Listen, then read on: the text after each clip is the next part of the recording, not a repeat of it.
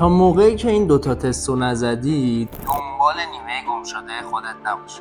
البته اینم بگم که از نظر من نیمه گم شده هر کسی خودشه و تو یکی از رسالتات تو زندگیت اینه که خود واقعی تو بشناسی. با این دوتا تستی که میخوام بهت معرفی کنم بهت قول میدم شناخت بیشتری نسبت به خودت پیدا میکنی. اولیش دیسکه.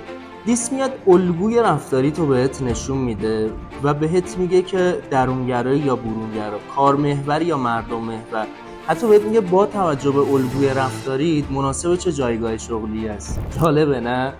حالا این تستی که میخوام بهت معرفی کنم بی‌نظیره دومش. دومین تستی که میخوام بهت معرفی کنم تست کلیفتونه. این تست واقعا بی‌نظیره. 36 تا از استعدادهای برتر تو بهت نشون میده و تو با هفتای اولش میتونی وارد مسیر خودشکوفایی شی. توضیحات بیشتر این دوتا تستم برات توی کپشن نوشتم.